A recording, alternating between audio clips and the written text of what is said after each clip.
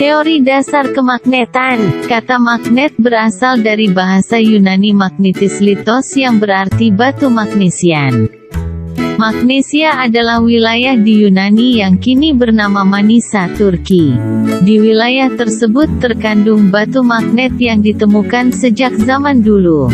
Magnet terbuat dari logam seperti besi dan baja. Magnet memiliki berbagai bentuk dan dinamakan sesuai bentuknya. Magnet adalah benda yang memiliki kemampuan dapat menarik benda lain. Magnet memiliki dua kutub, yaitu kutub utara dan selatan. Kutub-kutub yang senama bila didekatkan akan tolak-menolak. Kutub-kutub yang berbeda nama bila didekatkan akan tarik-menarik.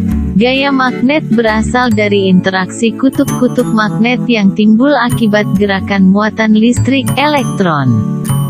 Kutub utara dan kutub selatan partikel elementer magnet yang tersebar secara acak tidak memiliki sifat magnet. Pada beberapa jenis logam tertentu, seperti besi dan baja, partikel elementer magnet tersusun teratur sehingga memiliki sifat magnet. Berikut partikel elementer penyusun magnet. A. Partikel elementer magnet tersusun acak. B. Partikel elementer magnet tersusun teratur. Berdasarkan sifat interaksi bahan terhadap magnet, ada tiga jenis benda, yaitu feromagnetik, diamagnetik, dan paramagnetik. Feromagnetik adalah benda yang dapat ditarik kuat oleh magnet, contohnya besi, baja, kobalt, dan nikel. Paramagnetik adalah benda yang dapat ditarik lemah oleh magnet, contohnya magnesium, molibdenum, dan litium. Diamagnetik adalah benda yang tidak dapat ditarik oleh magnet, contohnya perak, emas, tembaga, dan bismut. Cara membuat magnet digosok. Induksi magnet dan induksi elektromagnet. Besi digosok dengan arah tetap, agar magnet elementer dapat diatur untuk menuju satu arah saja. Ujung kutub utara magnet yang digosokkan dari ujung besi B ke A mengubah besi menjadi magnet dengan kutub utara pada ujung B dan kutub selatan pada ujung A. Jadi, ujung batang besi yang pertama kali digosok akan memiliki kutub yang sama dengan kutub magnet yang menggosoknya. Berikut ilustrasinya. Baja dan besi dapat dijadikan magnet dengan cara induksi atau didekatkan dengan magnet selama beberapa waktu. Ujung besi atau baja yang berdekatan dengan kutub magnet batang akan memiliki kutub yang berlawanan dengan kutub magnet penginduksinya. Magnet dapat dibuat dengan cara meliliti besi atau baja dengan kawat penghantar yang dialiri arus DC. Cara ini disebut elektromagnet. Dialiri arus DC karena arus DC dapat menyamakan arah magnet elementer pada besi atau baja. Berikut ilustrasinya.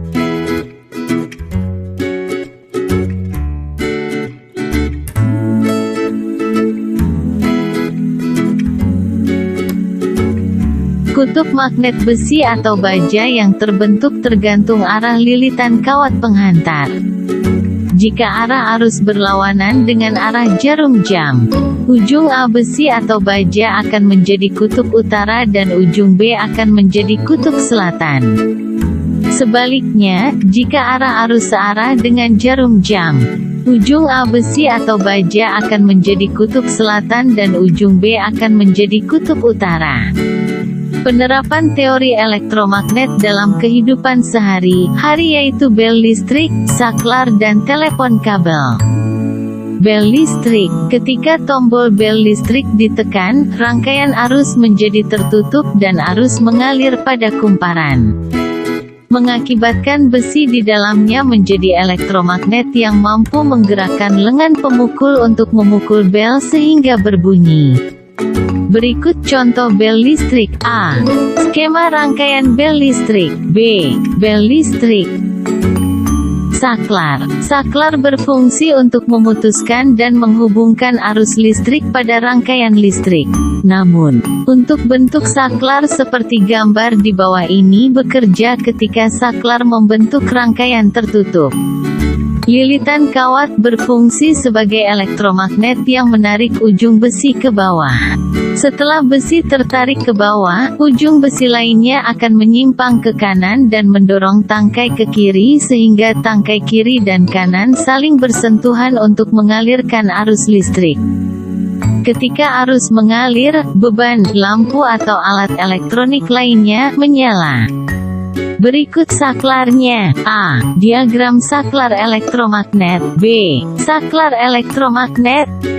Telepon kabel. Saat menggunakan telepon, kita dapat menerima pesan, mendengar, sekaligus mengirim pesan, berbicara. Prinsip kerja telepon yaitu mengubah energi listrik menjadi energi bunyi. Ketika ada pembicaraan, energi listrik mengalir pada kabel telepon menimbulkan efek elektromagnet yang kekuatannya berubah-ubah, sehingga mampu menggetarkan diafragma besi lentur pada speaker telepon. Getaran pada speaker inilah yang menggetarkan udara di sekitarnya dan memberikan efek dengar bagi telinga kita. Cara menghilangkan kemagnetan bahan dapat dihilangkan dengan cara mengacak arah magnet elementer seperti dipukul, dipanaskan dan dililiti magnet dengan arus bolak-balik AC.